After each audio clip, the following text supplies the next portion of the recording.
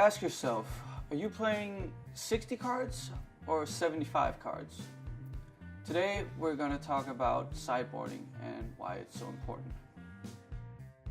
Your sideboard is essentially a set of cards you can use to alter your deck in between games of a match. This can change based on the particular format that you are currently playing.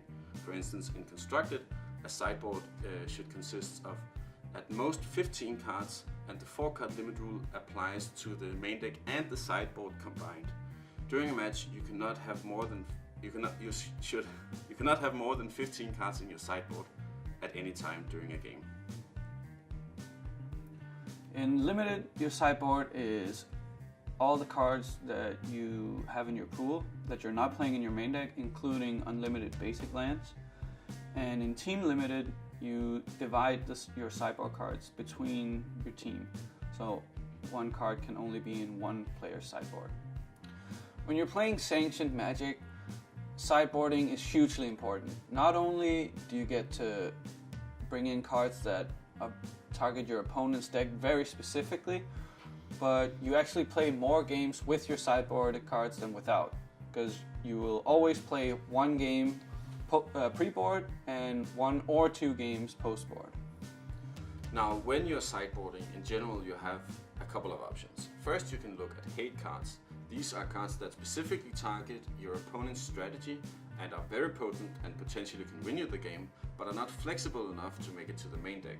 This is, for instance, Graveyard Hate against Dredge, Artifact Removal against Affinity, Life Gain against Burn, or you can have some cards that target specific parts of a combo that will nullify the rest of the strategy completely. Second, you can look at a transformational sideboard plan.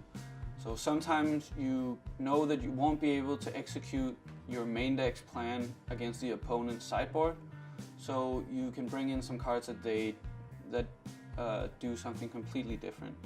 For example, Planeswalkers in the old Mardu Vehicles deck, Show and Tell in Reanimator decks to get around Graveyard Hate, or creatures in a control deck for when the opponent sideboards out all of their removal.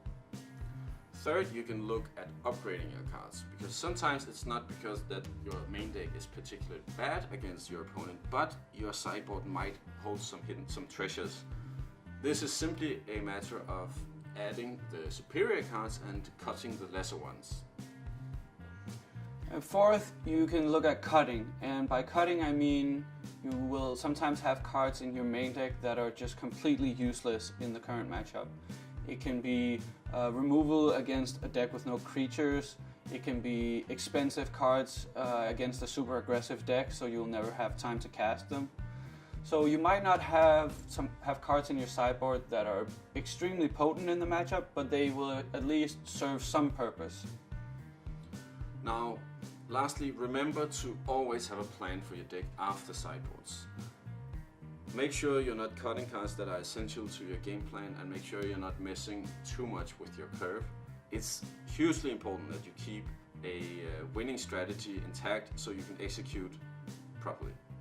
Be mindful of the risk of copying. When you go online and find a deck list that you really like, you might not know how the sideboard is supposed to work. So make sure that you know your own sideboard and how you're supposed to use it.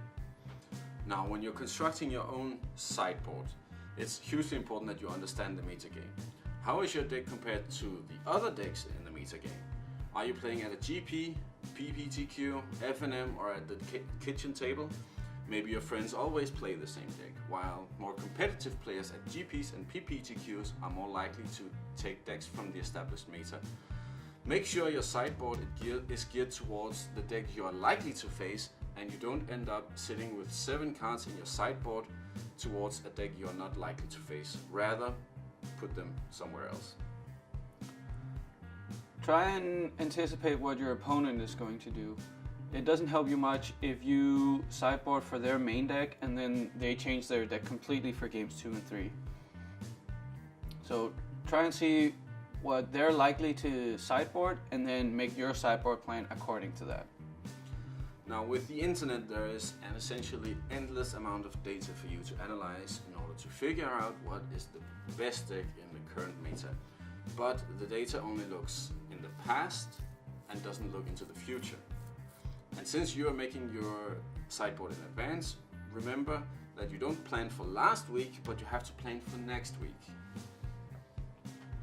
Try and write down your sideboard plans. Make a list of all the matchups you expect to face and how you want to sideboard in each one. This saves you a lot of time and energy at the tournament, so you can pay more attention to how you're going to play the games. Do be aware though that your opponents might not play the exact version of the deck you expected. So if you see something different, be prepared to change your sideboard plan on the fly.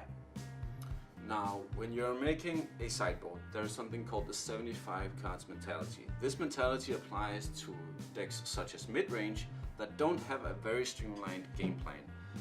Now, you look at the ways you want your deck to look after sideboarding in each matchup, and then after that you determine how your main deck, your starting 60, looks in order for you to have the best chance of winning game 1. Be careful that you don't dilute your deck too much. If you're playing a combo deck and you cut too many combo pieces and card filtering spells, then you might end up in a spot where your opponent hasn't drawn their sideboard cards, but because you have a bunch of sideboard cards in your hand, you're not actually able to execute your combo. And lastly, please practice with your sideboards. As we mentioned earlier, most of the games are actually with sideboards. So play games after sideboarding so you figure out how your sideboard cards work and whether your plan actually works. And this also lets you figure out if you need to change a bit of cards in your sideboard. The first and easiest step in limited sideboarding is to bring in answers for your opponent's troublesome cards. So for example, if they have a lot of flyers or just some very good ones, then maybe bring in a card like Plummet. If they have a lot of enchantments in their deck, maybe you bring in a card like Demystify. If they have a really good Planeswalker or another game-winning non-creature bomb, then maybe you bring in Negate or Duress to keep it off the battlefield. The next step is to adjust your curve for the matchup. If you're playing against a very aggressive deck, you can bring in stuff like Festering Mummy or another mediocre 2-drop that you didn't include in your main deck. If your opponent, on the other hand, is playing a very slow deck with lots of removal, you might bring in draw spells and better value creatures that weren't efficient enough for your main deck. After that, try and look at the stats of the creatures your opponent played and are likely to have in their deck. And then see how your creatures match up against that. If your opponent has a lot of 3 toughness creatures, for example, then maybe your 2 mana 2/2 is worse than the 3 mana 3/2 in your sideboard. You should of course be careful not to mess up your curve too much still, but if your 2-drop gets blanked by all of the opponent's creatures, then maybe it's better to not have played something on turn 2. This also includes stuff like bringing in Elaborate Fire Cannon against the Vampire deck, because it's a card that just kills almost all the creatures in their deck and can win a game by itself, but is not very good against some of the other decks. Now, if you are in the dire situation that you misbuild your deck, or that you have 2 equal but different potential builds, a transformational sideboard can be worth considering. Due to the amount of cards available when playing sealed specifically, you can sometimes build more than one deck which might be equal in strength but have different game plans and then therefore be better suited against different kinds of decks. However, be warned of fancy play syndrome. While changing a lot of cards and trying to confuse your opponent make you feel clever, if your main deck was actually more powerful from the beginning, you might have decreased your chance of actually winning. What are your experiences with sideboarding? Did we miss any important points? Please let us know in the comments below. Now, if you enjoyed this video, please give us a like and share it with your friends. And if you want more videos from the Magic Player Network, you can click here to subscribe.